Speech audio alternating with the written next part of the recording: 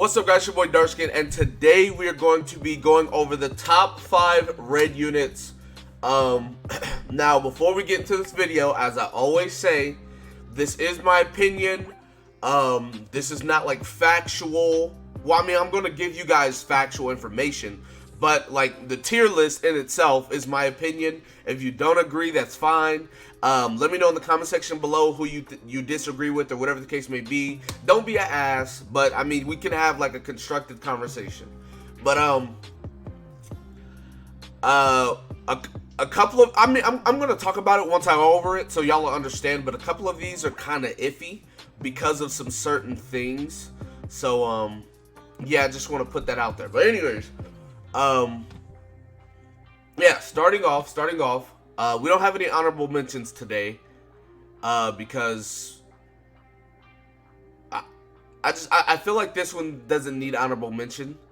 None of these units. Anyways, so starting off, in 5th place we have SR Elizabeth. Now, before anyone says anything, right? She's not in 5th place because she's worse than anybody else on this list. I put her in 5th place because she's a really good healer, but that's, for the most part, that's all she does, right?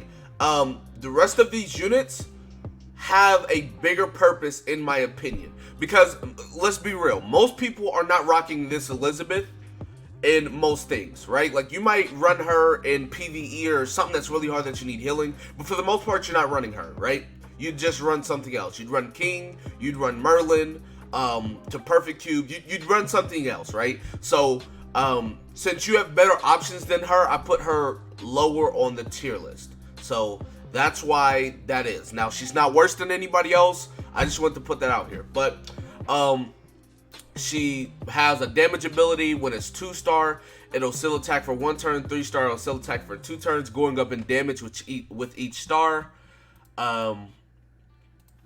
Hold on, let me, alright.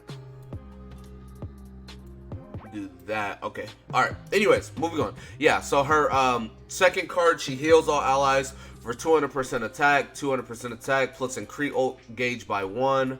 And then increase ult gauge by 2. Now, the thing about her is, right, that increased ult gauge ability is actually pretty good.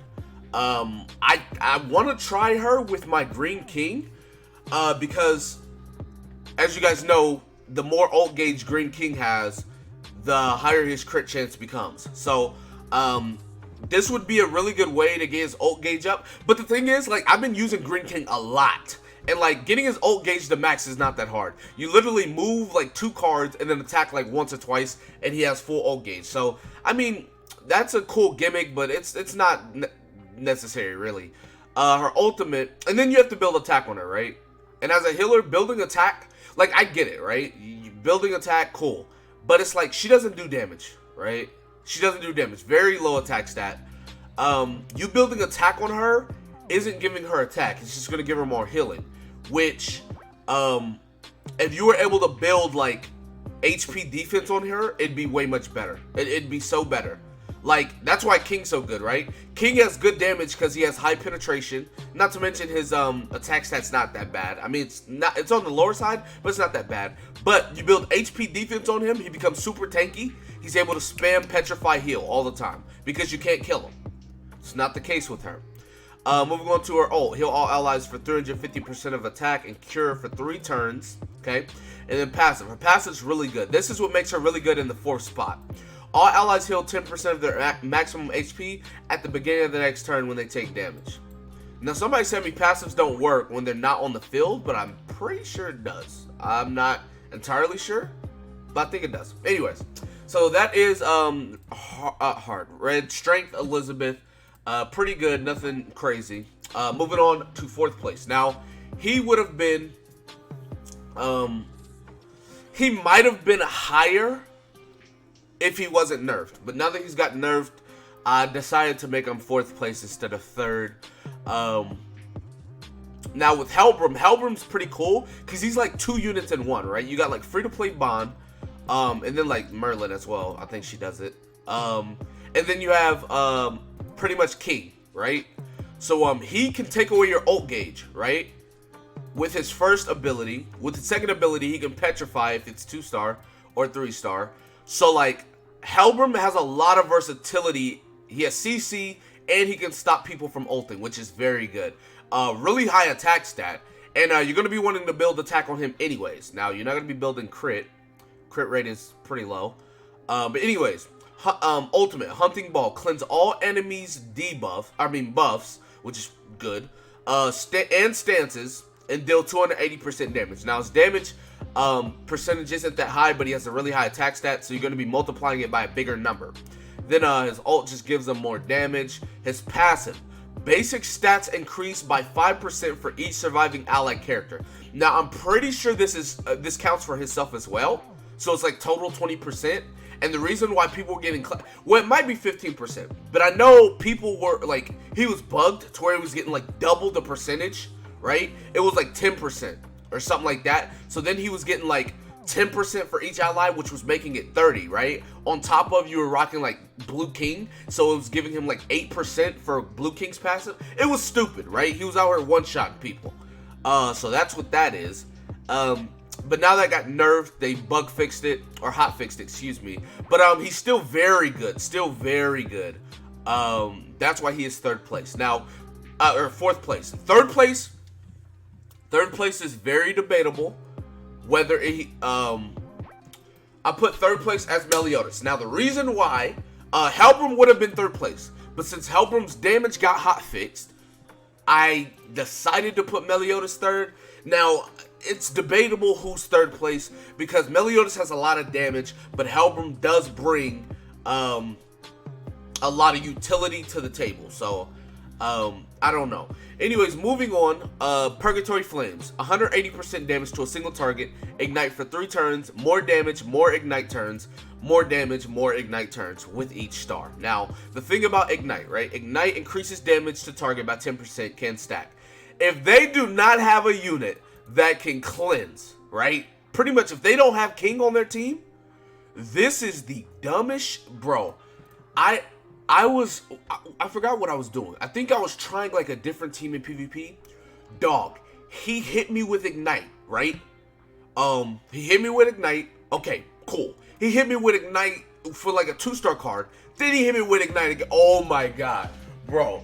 I was losing so much HP, bro.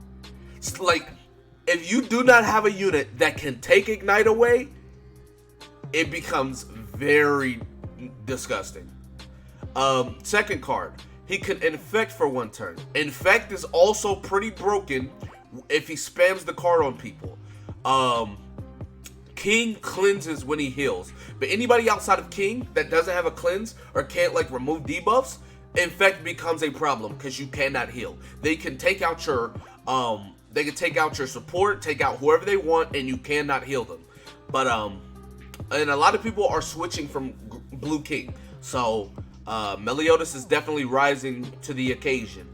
Moving on to his ult.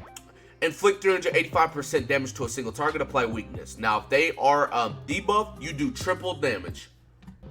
This, like, Demon Mel Otis, like, in a general sense, he does not do that much damage, but if the potential to do, like, he does so much, like, potentially, he does retarded damage, right? Because, literally, you can ignite, right? Or infect, does not matter, either one, and then ult.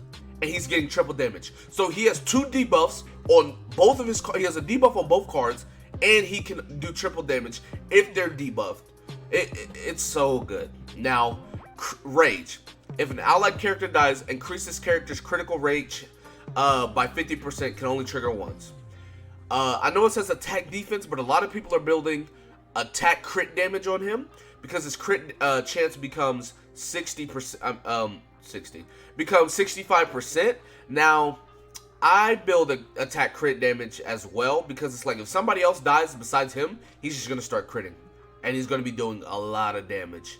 So that's why he is there. Now, second place is Merlin. Now, y'all should already know why Merlin's on this list. Y'all should already know why Merlin's second place, but I'm going to talk about it.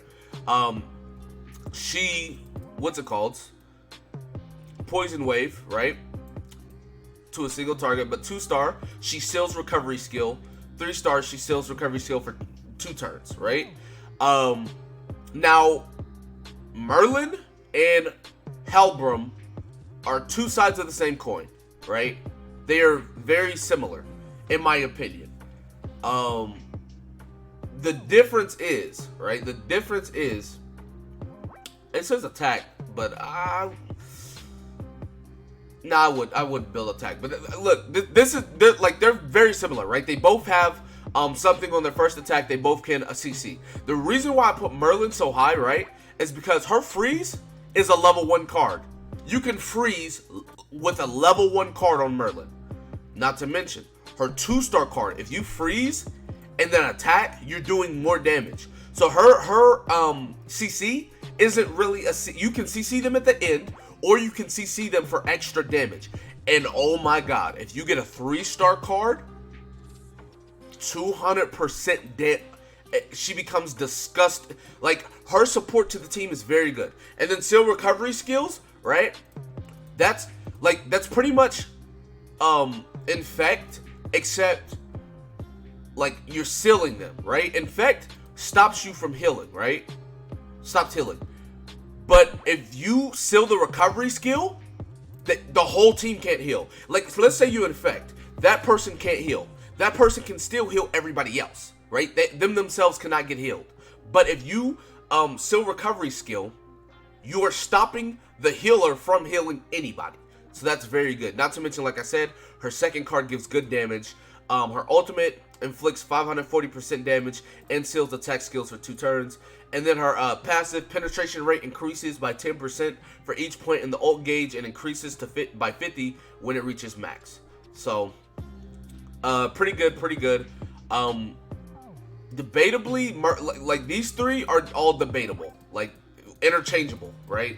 But the uncontested first place spot, y'all should already know, goes to Gowther. I don't have to talk much about Gowther. Y'all know what Gowther does. Come on now. Gowther has an AoE attack. If it's 2-star, he attack seals. If it's 3-star, he attack seals for 2 turns. Low damage, but we're not here for the damage. Build HP defense. 1-star card can rank up skills of 1 ally. 2-star card ranks up all ally skills. 3-star card gives 20% to basic stats for 3 turns to all allies. Ultimate, 350% AoE, reduces ult gauge by 3. If you don't use King, which I use King all the time. King is on every team I have, so whether it be Green King or Blue King, I got him. Inflict 400% damage to all enemies, reduce ult gauge by 5. I feel like ult gauge by 5 is overkill though. Like, I feel like that's just overkill in my opinion. Anyways, passive. If this unit wasn't attacked this turn, all your allies' damage increases by 10% at the start of the next turn. That is a very good passive. That's like, Gowther is just so team oriented. It's crazy. But yeah, that's pretty much it for my list. Let me know in the comment section below what you guys think. Like I said, these 3 are kind of interchangeable. Like, they're all very good in their own way. Like I said, Helbram, Merlin are kind of the same. Mel Otis does dumb damage. But anyways, that's going to be it for this video. Be sure to give it a like, subscribe to the channel if you're new, comment down below. Tell me what you guys think in the comment section below. With that being said, I will see you guys next time.